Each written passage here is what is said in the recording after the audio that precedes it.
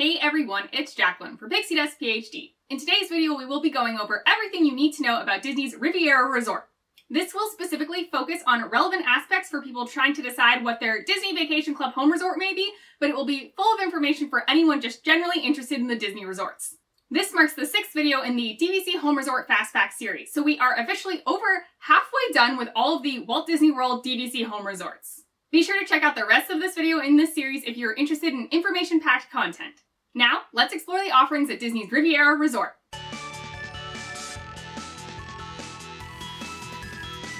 Disney's Riviera Resort is the 15th Disney Vacation Club resort, and for now, the newest. Opened in 2019, Riviera Resort embodies the elegance and sophistication of Europe and the Mediterranean. It blends modern furnishings with a classic feeling and features unique art of beloved Disney characters, including some truly stunning mosaic pieces. Riviera is a standalone Disney Vacation Club resort, meaning it is not sharing amenities or space with another existing hotel. That being said, it is very close to the Caribbean Beach Resort. Other Disney Vacation Club resorts that are not standalone and therefore share space do share that space with a deluxe hotel. While Riviera is a standalone and it does not share anything with Caribbean Beach per se, it is very close to this moderate resort. The architecture of the Riviera building itself may leave something to be desired, but once you're inside, it is stunning and truly exudes luxury. On to the cost. The current initial purchase price directly from Disney is $195 per point. Because this is a new DVC resort, at any given time, Disney may also be offering seasonal incentives that would, on average, bring the price per point down. Even though this is the newest DVC resort, it actually isn't the most expensive. Surprisingly, the direct initial purchase price is actually in the bottom half of the DVC resorts located at Walt Disney World. For example, this is priced pretty similarly to the Boardwalk, but more expensive than Old Key West and Saratoga Springs, but less expensive than the Grand Floridian or the Poly. As previously mentioned, this is a pretty dang new resort. Therefore, in my opinion, I don't think there's enough data from the resale market for Riviera resale contracts to accurately convey an average resale price. From casual browsing of various DVC resale sites, I have seen contracts listed in the $145 to $155 per point range. But this is very anecdotal, and ultimately we will have to wait and see what the average resale price ends up being. The number of points you'll need to stay at the Riviera Resort is a bit on the high end, definitely in the top half of DVC resorts located at Walt Disney World. Standard deluxe studios will hover around the same cost in terms of points as those studios over at Copper Creek and Beach Club. Generally, they end up being way more expensive than similar studios over at Old Key West, Saratoga Springs, or standard views at the Boardwalk. The highest Riviera Resort view level for a deluxe studio will actually run you a similar amount of points as concierge level for a deluxe studio over at the Animal Kingdom villas. Similarly, the one-bedrooms at Riviera are pretty expensive. They will typically be lower than those over at the Grand Floridian, but higher than almost everything else. And this trend generally stays true for the 2-bedrooms and 3-bedrooms, although depending on what view category you're looking at, rooms over at Bay Lake Tower can also be just as expensive as Riviera. Overall, this is to say that you will generally need kind of a lot of points in order to stay at Riviera compared to other resorts located at Walt Disney World. Currently, dues at the Riviera Resort are the most expensive for all home resorts located at Walt Disney World. In 2020, Riviera dues were around $8.31 per point. This is about 50 cents more per point than the next highest amount of dues. For reference, the low end of dues for home resorts at Walt Disney World is around $6.50 per point, so Riviera comes in at just under $2 more than that. An extra $2 per point probably doesn't sound like much, but it definitely can add up, especially if you're looking at buying a larger contract. Additionally, year over year, your dues certainly will add up over time. Note, though, that this is pretty much a brand new resort, so that's your baseline for dues. Ultimately, we don't know how dues will grow over time. In general, you can typically count on around a 2 or 3% increase on average over the years, but since this baseline is already so high, it's definitely possible that the Riviera dues will stay stagnant for a while. Unfortunately, only time will tell, but what we know right now is that dues are pretty dang expensive over at Riviera. The contracts at Riviera don't expire until 2070, so we're talking almost 50 years from now. Your initial purchase price is sort of middle in the road, but you will need a lot of points and dues are relatively high. That being said, if you're planning on using this contract out until it expires, the per year cost may be relatively palatable for you. All of the inventory at the Riviera Resort is housed in a single 9-story building. The Riviera Resort offers between 341 and 489 rooms at any given time. There are 24 tower studios, 38 dedicated studios, 29 dedicated 1-bedrooms, 90 dedicated 2-bedrooms, 148 lock-offs, and 12 grand villas. Let's discuss those tower studios since that's the first time this category has come up. For now, Riviera Resort is the only resort with such accommodations, although there are similar plans included over at the newly announced DVC Tower at Disneyland. A tower studio is only meant for 2 people. There is a pull-down queen-size bed in the middle of the room.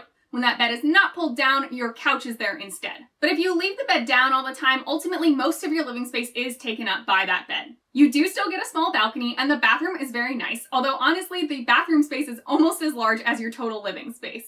Tower studios come in at just over 250 square feet, so it's really not a lot of room to spread out. These rooms do cost the least amount of points per night at Riviera Resort, but perhaps it's not as big of a discount as you would expect. For example, pending the DVC season, you can typically book a standard deluxe studio that sleeps 4 to 5 people over at Old Key West, Saratoga Springs, Boardwalk, or the Animal Kingdom Villas for basically the same amount of points that you would need in order to book this tower studio at Riviera. We aren't talking that these tower studios will only cost you 4 or 5 points per night. It's more on the order of something like 7 points per night if a deluxe studio costs you 10 points per night. Tower studios are slightly cheaper, but it's definitely not runaway amazing value. Other than the tower studios, Riviera room types get back to what we know and expect from Disney Vacation Club. Deluxe studios sleep up to 5 and are pretty generously large at around 423 square feet. 1 bedrooms sleep up to 5 and come in around 813 square feet. 2 bedrooms sleep up to 9 and are around 1,246 square feet. And those grand villas sleep up to 12 and come in at around 2,530 square feet. The deluxe studio, 1 bedroom, and 2 bedroom villa accommodations come in 2 view categories, standard or preferred. Standard views will typically overlook the parking lot and or roads, but depending on where you're facing, you definitely can still get theme park views from a standard view room. This includes the possibility for being able to see fireworks from your balcony, even from that standard view. Overall, compared to other resorts, I would say the standard views at Riviera are pretty generous and really lovely. Preferred views may feature water features, the pool, gondolas of the Skyliner, and even more stunning views of theme parks like Epcot and those nighttime fireworks. The layout of the building is such that rooms face all cardinal directions, and some rooms face the exterior, whereas some rooms face the interior, and you will be looking at the building out from your view. Therefore, there just are loads of potential different views depending on which exact room you get.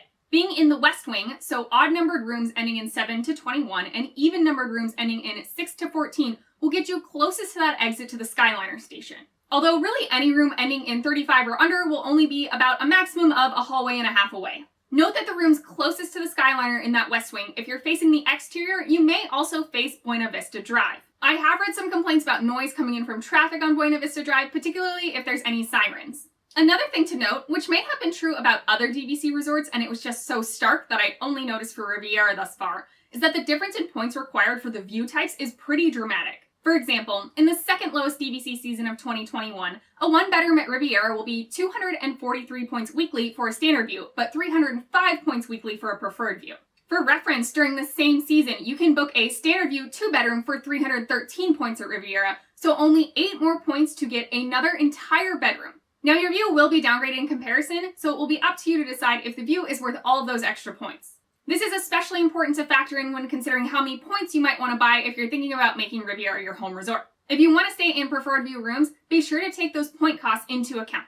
As far as the rooms themselves, there aren't really any standout quirks in my opinion. All of the proper beds do have a nightstand on each side of the bed, and since we're all addicted to our cell phones, I know that can be a big bonus for a lot of folks and is not necessarily a given at every hotel you may stay in. The rooms, like the resort overall, continue to feel very swanky and luxe. The bathrooms are also very nice and luxurious, and for the most part will feature quite a lot of counter space on your sink. If you bring a lot of toiletries or makeup or similar with you, having this counter space is definitely a bonus.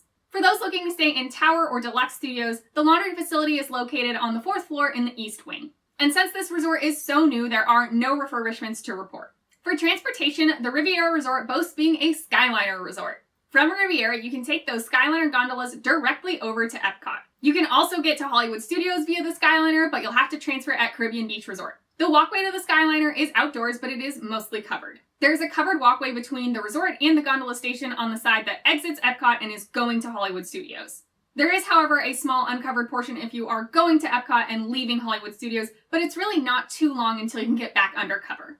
The Riviera Skyliner station does not have a dedicated handicapped gondola pull-out section. If you are in an ECV or wheelchair or otherwise need more time, cast members at the station will slow or stop the line in order to allow for safe passenger loading and unloading. You'll get to Animal Kingdom and Magic Kingdom by bus, and there is a covered bus stop. Generally, you won't be sharing buses with other resorts, but it is possible to share buses with guests from the Caribbean Beach, and I have seen reports of this specifically for buses going to Disney Springs and the water parks. And if you really want to experience as much free transportation as possible, you can take the Skyliner over to Epcot and then monorail from Epcot over to the TTC. From there, you can choose a variety of transport to get to the Magic Kingdom. If you have a car, parking isn't a lot out front. Of course, some parking spaces are better than others, but the overarching point is that Riviera is contained in a single building, so you won't be parking right outside your villa. The main pool at Riviera doesn't feature a fun or catchy name. It's Mediterranean themed and features sun umbrellas and stucco facade. There's an interactive water play area inspired by Fantasia, and it is surprisingly tastefully done. There's also a second pool, your quiet pool, the Beau Soleil pool. The main pool is 0 entry, and both pools feature whirlpools. For other recreation, there's Connect 4, Cornhole, a fitness center. You can participate in an art collection search. There's a bocce ball court, giant chess, chair swings, fire pit, and a jogging path. Riviera has several dining locations within the resort. Topolino's Terrace is a table service restaurant that is a character meal for breakfast and a signature fine dining meal at dinner. I have not had the chance to eat here yet, but generally it gets rave reviews for the quality of food. There is also an attached lounge if you want to dine from the Topolino's Terrace full menu without making a reservation. Primo Piatto is a quick service for breakfast, lunch, and dinner and offers both indoor and outdoor seating. Bar Riva is the pool bar and is open from around lunchtime till later in the evening.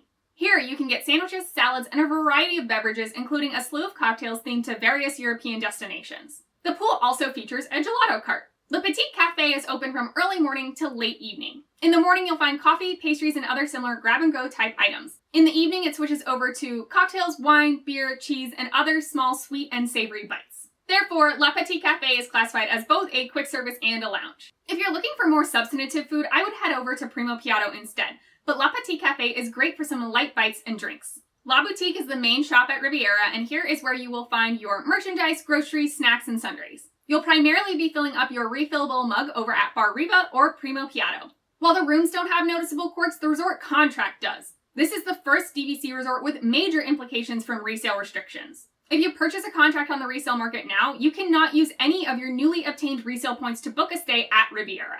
Furthermore, if you purchase a Riviera resale contract, you can only use those points to stay at Riviera and you can't use them to stay anywhere else. This means that if you purchase a Riviera contract directly from Disney, while you are the owner of the contract, there are no limits on how you use your points. But if you end up placing it on the resale market, then any potential resale buyers for your contract will be limited to only staying at Riviera with those points. It's too soon to tell, but if this restriction is maintained, it's very possible that this will devalue the resale potential for a Riviera contract. A big perk of DVC for many people is the flexibility, and that is squarely removed with these restrictions. Hey everyone, Future Jacqueline here. Quick update, there are some rumors going around that these resale restrictions may be changing soon, and there's actually a little bit of evidence to point to this. Note, this still is totally a rumor, and Disney Vacation Club has confirmed nothing. When you pass right of first refusal, Disney sends a waiver. Since January of 2019, when these resale restrictions were implemented, that waiver includes language stating that resale contracts purchased for the existing 14 Disney Vacation Club resorts will only be able to exchange points in those 14 resorts. Historically, the waiver has also named Disney's Riviera Resort as well as Reflections, a Disney Lakeside Lodge, in this waiver, indicating that only members who purchase directly from Disney will be able to use their vacation points at these new resorts. Buy and Sell DVC noticed a change in the language in the waivers. The language still indicates only members who purchase directly will be able to stay at future resorts such as Reflections, a Disney Lakeside Lodge, but Riviera Resort is no longer named in this anymore. Also, instead of indicating that newly purchased resale points can only be used at 14 of the existing resorts, it now says 16. Follow-up communications between Buy and Sell DVC and the Disney company indicate that it is 16 because they count Animal Kingdom Villas and then also Animal Kingdom Villas 2, presumably due to Jambo and Kidani. That would bring the total to 15, and then when you add Riviera in, that is now 16. As previously mentioned, at the time I'm recording this, which is the morning of October 1st, Disney Vacation Club has made no official announcement about rescinding the resale restrictions for the Riviera Resort. This language in the right of first refusal waiver, though, does seem to point that direction. I'll leave links in the description down below so you can explore this rumor further. If Disney Vacation Club does officially announce anything regarding changes in the Riviera Resort restrictions, I will absolutely let everyone know. Back to you, Past Jacqueline. There's your overview of Disney's Riviera Resort, the newest DVC location. Being on the Skyliner is super appealing, and the interior of the resort definitely feels luxe. I hope you found this information helpful. If you did, please like the video and subscribe to the channel. Ring the bell icon for notifications for whenever I post new videos. Thanks to all the returning subscribers and viewers. If you found my channel through this Facts informational series, I hope you'll consider checking out other videos on my channel going over loads of aspects of Disney Vacation Club as well as Walt Disney World. And if you like the content, I hope you subscribe and stick around. Subscribing is totally free for you, and it really helps me out in terms of the eyes of the YouTube algorithm. I love talking about all things Disney, so definitely leave a comment down below if you want to chat, or you can find me on other platforms like Twitter and Instagram at PixieDustPhD. What do you think about Riviera? The location is really interesting to me because while you can't walk to a theme park, you are at a Skyliner resort and you have direct access to Epcot through the Skyliner, which is very appealing. However, those resale restrictions are just a huge negative for me. Let me know what you think down below in the comments. I hope the rest of your day is absolutely wonderful, and we'll see you real soon at Pixie Dust PhD.